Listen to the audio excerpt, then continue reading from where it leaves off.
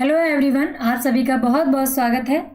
हिंदी की क्लास में आज हमारी 8th क्लास है। अभी तक हमने हिंदी में वर्णमाला, संज्ञा, सर्वनाम, क्रिया और विशेषण को समझा था और आज जो क्लास है वो हिंदी साहित्य की क्लास है। ये आपके एग्जाम के पॉइंट ऑफ व्यू से बहुत ही महत्वपूर्ण है। तो हिंदी साहित्य में आज हम पढ़ेंगे हिंदी भाषा का उद्भव और विकास। तो हिंदी भारत की राजभाषा है, ये ध्यान रखेंगे, हिंदी भारत की राजभाषा है। राजभाषा को कहेंगे ऑफिशियल लैंग्वेज।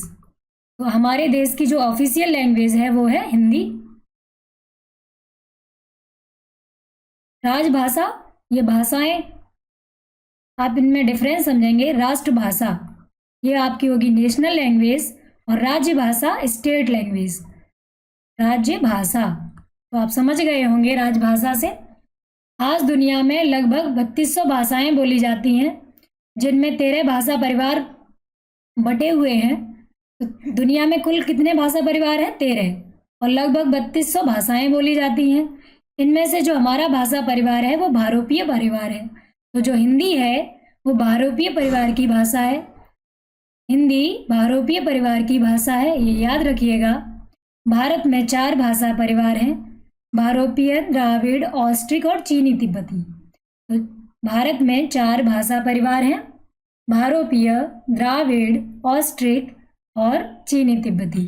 भारोपीय परिवार जो है वो 73% है, यानी भारतीय भाषाएं 73% भारोपीय बोली जाती हैं, द्राविड़ 25% बोली जाती है, ऑस्ट्रिक 23% और चीनी तिब्बती 0.7%। तो जो भाषा परिवार है तो भारोपीय भाषा परिवार 73%, द्राविड़ 25%, ऑस्ट्रिक 23% और चीनी तिब्बती आपका 0.7% है। तो भारतीय आर्य भाषाओं को 3 कालों में विभक्त किया है। इनके समय को 3 पार्ट में डिवाइड किया है, प्राचीन, मध्यकालीन और आधुनिक। प्राचीन, मध्यकालीन और आधुनिक। तो प्राचीन भारतीय आर्य भाषाएं हैं, इनका समय क्या है ये देख लेते हैं। प्राचीन भारतीय आर्य भाषा, मध्यकालीन भारतीय आर्य भाषा, शॉर्ट में ऐसे लिख लीजिए, भारतीय आर्य भाषा। तो इसका जो समय है वो 1500 ईसा पूर्व से 500 ईसा पूर्व है। ध्यान रखना, ईसा पूर्व। मध्यकालीन भारतीय आर्य भाषा, इसका जो समय है वो 500 ईसा पूर्व से 1000 ईस्वी। अब यहाँ पर आ गया ईस्वी। 500 ईसा पूर्व से 1000 ईस्वी और आधुनिक का जो समय है 1000 ईस्वी से अब तक। तो प्राचीन भारतीय आर्य भाषाओं का समय जो है वो 1500 ईसा पूर्व से 500 ईसा पूर्व है। मध्यकालीन भारतीय आर्य भाषा का जो समय है वो 500 ईसा पूर्व से 1000 ईस्वी है। आधुनिक भारतीय आर्य भाषा का जो समय है वो 1000 ईस्वी से अब तक है। प्राचीन भारतीय आर्य भाषाओं को 2 भागों में बांटा है, वैदिक संस्कृत और लौकिक संस्कृत। प्राचीन भारतीय आर्य भाषाएं 2 भागों में बटी हैं, वैदिक संस्कृत और लौकिक संस्कृत। जो वेदों में प्रचलित संस्कृत थी उसे वैदिक संस्कृत बोलते हैं और जो लोक में प्रचलित थी वो लौकिक संस्कृत कहलाती है। तो इसके समय को हम देख लेते हैं। ये है 1500 ईसा पूर्व से 1000 ईसा पूर्व। वैदिक संस्कृत का समय है 1500 ईसा पूर्व से 1000 ईसा पूर्व और आपकी लौकिक संस्कृत का जो समय है 1000 ईसा पूर्व से 500 ईसा पूर्व। तो वैदिक संस्कृत में 1500 ईसा पूर्व से 1000 ईसा पूर्व, लौकिक संस्कृत में 1000 ईसा पूर्व से 500 ईसा पूर्व कहेंगे। जो मध्यकालीन भाषा है उसको 3 भाषाओं में बांटा है, पाली, प्राकृत, अपभ्रंश। पाली, प्राकृत, अपभ्रंश। पाली का जो समय है वो 500 ईसा पूर्व से, अब इसी को 3 भागों में बांटना, ये समय जो दिया है 500 ईसा पूर्व से 1 ईस्वी, और प्राकृत का जो समय है, प्राकृत का जो समय है 1 ईस्वी से 500 ईसा पूर्व, ईस्वी सॉरी। अपभ्रंश का जो समय है 500 ईस्वी से 1000 ईस्वी, और ये तीनों होंगी 1000 ईस्वी से अब तक है। जो पाली भाषा है भारत की प्रथम देश भाषा, भारत की प्रथम देश भाषा पाली को कहेंगे। भारत की प्रथम देश भाषा, ये नोट कर लीजिएगा, पाली कहलाएगी, और ये बौद्ध धर्म में प्रयुक्त होती थी, तो इसे बौद्ध धर्म की भाषा भी कहेंगे। पाली को बौद्ध धर्म की भाषा, बौद्ध धर्म की भाषा पाली भाषा कहलाएगी। भगवान बुद्ध के जो सारे उपदेश हैं वो पाली भाषा में ही हैं, और बौद्ध धर्म का जो मूल ग्रंथ है त्रिपिटक वो पाली भाषा में ही लिखा गया है। तो जो पाली भाषा है वो बौद्ध धर्म की भाषा है, और प्राकृतिक भाषा है वो जैन धर्म की भाषा कहेंगे इसको। ये भगवान महावीर के जो सारे उपदेश हैं वो प्राकृत भाषा में है, प्राकृत भाषा में है जैन धर्म के सारे उपदेश। महावीर जो महावीर स्वामी थे, भगवान महावीर थे, उनके सारे उपदेश प्राकृत भाषा में है। इसे जैन धर्म की भाषा भी कहा जाता है प्राकृत भाषा को। और अब पढ़ते हैं अपभ्रंश। तो जो अपभ्रंश है, हिंदी का जो विकास हुआ है, हिंदी जो हमारी भाषा है इसका विकास अपभ्रंश से ही हुआ है। अपभ्रंश का जो अर्थ होता है उसका अर्थ होता है बिगड़ा हुआ। अपभ्रंश से क्या समझेंगे? बिगड़ा हुआ, यानी कि जो भाषा आकर बिगड़ गई वही अपभ्रंश भाषा हो गई, बिगड़ी हुई। तो आधुनिक भाषाओं का जो निर्माण हुआ है वो अपभ्रंश से ही हुआ है। इनमें प्राचीन, मध्यकालीन और आधुनिक भाषाएं आएंगी, इन सभी का निर्माण अपभ्रंश से हुआ है। अब अपभ्रंश को समझ लेते हैं। हिंदी का विकास क्रम जो है इस तरह हुआ है, अभी पढ़ा आपने कि संस्कृत, पाली, प्राकृत, अपभ्रंश, अवहट्ट और प्राचीन या प्रारंभिक हिंदी। तो पहले संस्कृत थी, संस्कृत से पाली, पाली से प्राकृत, फिर अपभ्रंश, अवहट्ट, फिर प्राचीन या प्रारंभिक हिंदी। तो हिंदी की जो आदि जननी है उसे संस्कृत कहेंगे। तो हिंदी की आदि जननी संस्कृत है। तो आप समझ गए होंगे, क्योंकि प्रारंभिक जो रूप है वो संस्कृत है हिंदी का। जो हमारी संस्कृत है वो आदि जननी है हिंदी की। संस्कृत पाली प्राकृत भाषा से होती हुई अपभ्रंश तक पहुंचती है, फिर अपभ्रंश अवहट्ट से गुजरती हुई प्रारंभिक हिंदी की रूप ले लेती है। इसमें समझेंगे प्रारंभिक हिंदी का रूप ले लिया इसने, संस्कृत ने। इसके क्रम को समझेंगे हम। संस्कृत से हुई पाली, पाली से प्राकृत की ओर, फिर अपभ्रंश, अपभ्रंश से अवहट्ट, उसका और रूप बदल गया तो अवहट्ट बन गया। फिर वहां से आपकी हिंदी स्टार्ट हो जाती है। तो यहीं से हम हिंदी का विकास, जो हिंदी साहित्य का, जो हिंदी भाषा का इतिहास माना जाता है वो अपभ्रंश से माना जाएगा। अपभ्रंश से हिंदी भाषा के इतिहास का आरंभ होता है, ये ध्यान रखेंगे। अपभ्रंश से हिंदी भाषा का इतिहास प्रारंभ होता है। तो हिंदी भाषा का जो इतिहास है वो कहाँ से प्रारंभ होगा? अपभ्रंश से। अब जो आपकी अपभ्रंश है तो आधुनिक भारतीय आर्य भाषाओं का विकास उनसे कैसे हुआ है इसको समझ लेते हैं। अपभ्रंश भी आपको याद रखने पड़ेंगे। अपभ्रंश कौन कौन से अपभ्रंश हैं? तो आपके 6 अपभ्रंश हैं, इनके नाम याद रखने होंगे। 6 अपभ्रंश जो आपके हैं वो उनके नाम याद रखने होंगे। उसमें सौर सैनी अपभ्रंश आएगा। 6 के नाम यहाँ पर लिख लेते हैं इकट्ठे, फिर इनके बारे में डिटेल में पढ़ेंगे। सौर सैनी अपभ्रंश, पहला अपभ्रंश जो आपका है सौर सैनी अपभ्रंश। फिर अर्धमागधी अपभ्रंश। फिर आपका मागधी अपभ्रंश, मागधी। हस अपभ्रंश, ब्रांचड़ अपभ्रंश, ब्रांचड़ अपभ्रंश। इनसे आपकी भाषाएं कैसे विकसित हुई हैं? आपकी जो हिंदी भाषा है, ब्रांचड़ अपभ्रंश। नंबर 6 महाराष्ट्री अपभ्रंश। तो ये 6 अपभ्रंश आपको याद रखने हैं। सौरसैनी अपभ्रंश, अर्धमागधी अपभ्रंश, मागधी अपभ्रंश, खस अपभ्रंश, ब्राह्मण अपभ्रंश और महाराष्ट्रीय अपभ्रंश।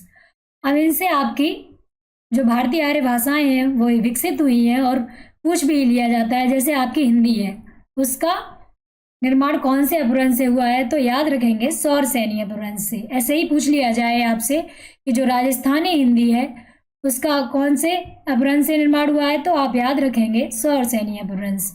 तो सौरसैनी अपभ्रंश पश्चिमी हिंदी, राजस्थानी और गुजराती हिंदी सौरसैनी अपभ्रंश से बनी है। अर्धमागधी अपभ्रंश, इसमें पूर्वी हिंदी आएगी। मागधी अपभ्रंश में बिहारी, उड़िया, बांग्ला, असमिया ये मागधी अपभ्रंश में आएंगे। बिहारी, उड़िया, बांग्ला और असमिया ये मागधी अपभ्रंश में। खस अपभ्रंश में आपके पहाड़ी, ये सौरसैनी से ही प्रभावित है। खस अपभ्रंश पहाड़ी भाषा से संबंधित होगा। जो पहाड़ी हिंदी है वो खस अपभ्रंश से बनी है। ब्राह्मण अपभ्रंश से पंजाबी, सिंधी, ब्राह्मण अपभ्रंश पंजाबी और सिंधी। तो पूछ लिया जाए आपकी परीक्षा में आ जाए सिंधी कौन से अपभ्रंश से निर्मित है, तो आप बता लेंगे ब्राह्मण अपभ्रंश से। पहाड़ी हिंदी कौन से अपभ्रंश से निर्मित है, तो खस अपभ्रंश से। महाराष्ट्री मराठी, तो मराठी जो भाषा है वो महाराष्ट्रीय अपभ्रंश से निर्मित है। तो ये आपको 6 अपभ्रंश याद हो गए होंगे, इनको आप नोट कर लीजिएगा। अब समझते हैं हिंदी शब्द की व्युत्पत्ति। जो हमारा हिंदी भाषा का जो शब्द है हिंदी, ये ईरानियों की देन है। इन्हें फारसी भी कहेंगे, फारसी। अब ये हिंदी शब्द पढ़ा कैसे नाम, इसको ध्यान रखेंगे। जो फारसी भाषा में स ध्वनि का उच्चारण हा से होता है, इसलिए सिंध शब्द को हिंद उच्चारित किया गया। अब सिंध शब्द कहाँ से आया, हमारे जो भारत है हमारा, उसके उत्तर पश्चिम में एक नदी प्रवाहित होती है, उसको कहते हैं सिंधु नदी। और ज़्यादातर यात्री और जो आक्रमणकारी आए वो उत्तर पश्चिम से ही आए, तो उन्होंने सिंधु नदी को देखा और उसी को सिंधु देश बोलने लगे। सिंधु नदी से नाम पड़ा सिंधु देश, सिंधु नदी से नाम पड़ा सिंधु देश। जो फारसी लोग थे वो सा का उच्चारण हा की तरह करते थे, सो सिंधु से हिंद हुआ और हिंद से ही धीरे धीरे हिंदी बन गया आपका। तो ईरानी सिंधु को हिंदू कहते थे और इसी से हिंदी शब्द का निर्माण हुआ। इस तरह हुआ, जो सिंधु आपका बना, फिर उसके बाद हिंद, फिर हिंद और प्लस ई लगकर बन गया हिंदी। ये कई बार परीक्षाओं में पूछा गया है, हिंदी कौन सी भाषा का शब्द है, तो हिंदी फारसी भाषा का शब्द है। हिंदी मूलतः फारसी भाषा का शब्द है, ये नोट कर लीजिएगा, वेरी वेरी इंपॉर्टेंट है। ये टेट में आपके कई बार पूछा गया है, हिंदी कौन सी भाषा का शब्द है, हिंदी फारसी भाषा का शब्द है। हिंदी शब्द का निर्माण फारसी भाषा से हुआ है। हिंदी शब्द जो है फारसी भाषा का शब्द है। व्याकरण की दृष्टि से हम हिंदी को विशेषण शब्द कहेंगे। हिंदी शब्द के 2 अर्थ होंगे, ये देख लेंगे। हिंदी शब्द के 2 अर्थ होंगे। हिंदी शब्द के 2 अर्थ कौन कौन से अर्थ हैं, एक तो हो गया हिंद देश के निवासी, उन्हें हम हिंदी कहेंगे, हिंद देश के निवासी, तो एक विशेषण की तरह कार्य कर रहे हैं। और हिंद की हमारी भाषा है, यानी हमारे हिंद देश की भाषा है हिंदी, तो हिंद की भाषा क्या कहलाएगी, हिंदी। वर्तमान में हिंदी की 5 उपभाषाएं तथा 18 बोलियां हैं। इसके चार्ट को हम कल समझेंगे, ये वेरी वेरी इंपॉर्टेंट है। 5 उपभाषाएं तथा 18 बोलियां। आज बहुत कंफ्यूजन क्रिएट हो जाता है आपके लिए, इसलिए इसको कल की क्लास में डिस्कस करेंगे। 5 उपभाषाएं और 18 बोलियों को। हिंदी भाषा की लिपि देवनागरी है। आपके उत्तराखंड के टेट में एक प्रश्न आया है, जो देवनागरी है उसका जो प्रारंभ है वो कौन सी लिपि से हुआ है, देवनागरी कौन सी लिपि से बनी है। तो आइए समझ लेते हैं इसको। भारत में लिपियों को 3 वर्गों में बांटा है, सिंधु लिपि, खरोष्ठी लिपि और ब्राह्मी लिपि। हमारे भारत में 3 लिपियां हैं, 3 वर्गों में बांट लिया है, सिंधु लिपि, खरोष्ठी लिपि और ब्राह्मी लिपि। अब सिंधु लिपि ये पुरानी लिपि है, तो ये भावात्मक और चित्रात्मक है। सिंधु लिपि, इसे हड़प्पा लिपि भी कहते हैं, हड़प्पा लिपि।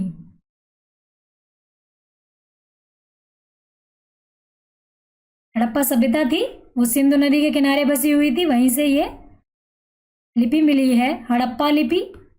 सिंधु लिपि को हड़प्पा लिपि भी कहेंगे और ये भावात्मक और चित्रात्मक है।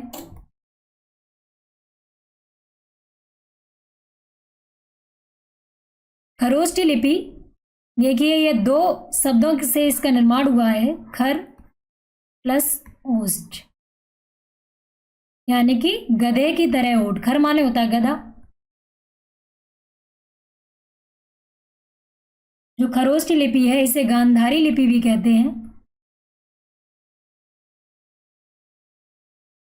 ये अफगानिस्तान, मध्य एशिया की तरफ है,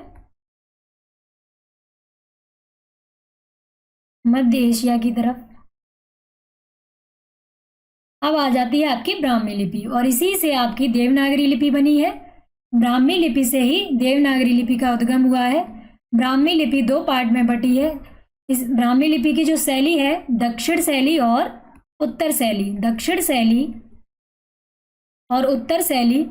उत्तर शैली में आपकी देवनागरी लिपि आएगी और दक्षिण शैली में आपकी जो दक्षिण भारतीय जितनी भाषाएं हैं वो दक्षिण शैली में आएंगी।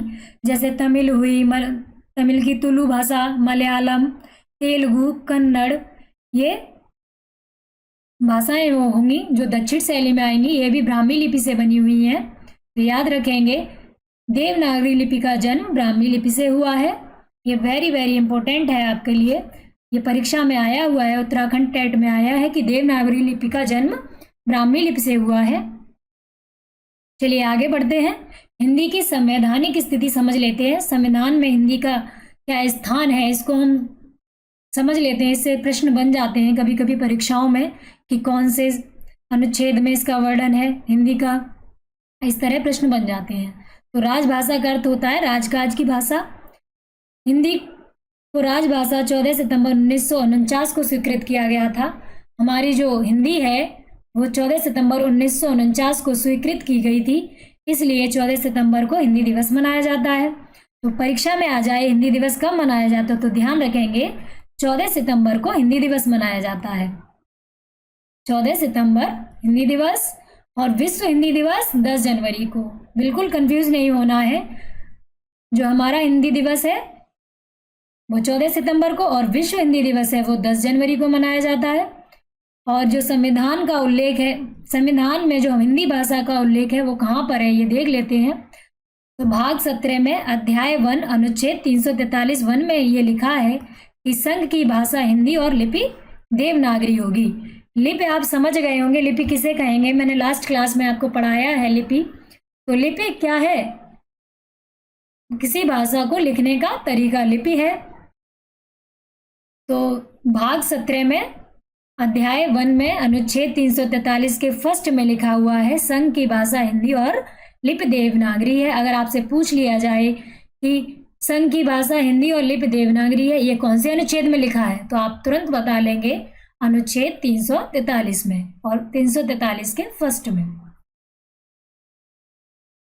तो भारतीय संविधान में जो राजभाषा से संबंधित अनुच्छेद है वो 343 से 351 तक है। इनमें हमारी राजभाषा हिंदी का वर्णन है कि हिंदी का विस्तार कैसे करेंगे, कहाँ कहाँ हमें इसे लागू करना है, ये अनुच्छेद इसी से संबंधित है। 343 से लेकर 351 तक हमारी भाषा से संबंधित है। और भारतीय संविधान की 8वीं अनुसूची में, जो 8वीं अनुसूची है हमारी संविधान की, उसमें 22 भाषाओं का उल्लेख है। याद रखेंगे कितनी भाषाओं का उल्लेख है, 22 भाषाओं का। प्रश्न बन जाए हमारे संविधान में कितनी भाषाओं का उल्लेख है, तो आप याद रखेंगे 22 भाषाओं का उल्लेख है। और संविधान में मूलतः कितनी भाषाएं थी, मूल संविधान में कितनी भाषाएं थी, ये तो संविधान संशोधन में बन गई। मूल जो संविधान था उसमें कुल मिलाकर 14 भाषाएं थी। 14 भाषाओं का उल्लेख था मूल संविधान में। 14 भाषाएं थी, फिर संविधान संशोधन हुए, उनमें जोड़ी गई ये भाषाएं। तो 22 भी भाषाएं जो आपकी हैं, कन्नड़, मलयालम, मराठी, गुजराती, हिंदी, बांग्ला, तमिल, तेलुगु, उड़िया, पंजाबी, संस्कृत, उर्दू, कश्मीरी, असमिया, सिंधी, नेपाली, मणिपुरी, कोंकणी, मैथिली, संताली और डोगरी और बोडो। जो आपकी असमिया तक ये भाषाएं थी, ये मूल संविधान में थी, और उसके उपरांत सिंधी जोड़ी गई, फिर नेपाली, मणिपुरी, कोंकणी जोड़ी गई एक साथ। ये सिंधी, जो सिंधी भाषा है, ये कभी कभी प्रश्न बन जाते हैं। सिंधी 1967 में जोड़ी गई थी और संविधान संशोधन था 21वें संविधान संशोधन में ये जोड़ी गई थी। संशोधन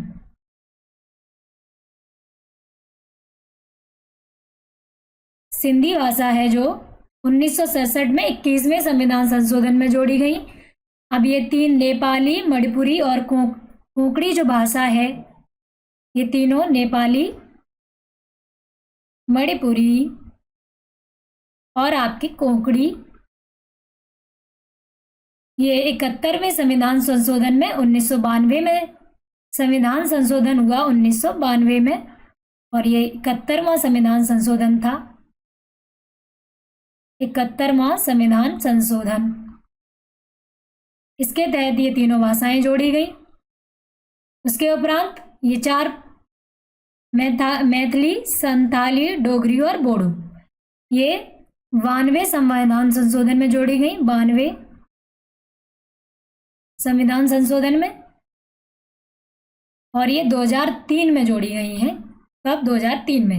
ये काफ़ी बार परीक्षाओं में आया हुआ है, पर्यावरण में भी इससे संबंधित प्रश्न आ जाते हैं कि मैथिली, संथाली, डोगरी, बोडो ये कौन से संविधान संशोधन में जोड़ी गई। तो याद रखेंगे 92वें संविधान संशोधन में, और सन इसकी है 2003। तो ये कुल मिलाकर आपकी जो भाषाएं हो जाती हैं 22 भाषाएं। तो संविधान में 22 भाषाओं का उल्लेख है। संविधान सभा में सर्वप्रथम हिंदी को राजभाषा बनाने का, हिंदी को जो राजभाषा बनाने का प्रस्ताव रखा था, वो उसके प्रस्तावक थे गोपाल स्वामी आयंगर। और एक बात आपकी ये रह गई नोट करने के लिए कि सर्वप्रथम अमीर खुसरो ने भाषा के अर्थ में हिंदी और हिंदवी शब्द का प्रयोग किया था। जो अमीर खुसरे थे, इन्हें तूती ए हिंद भी कहा जाता है। तूती ए हिंद,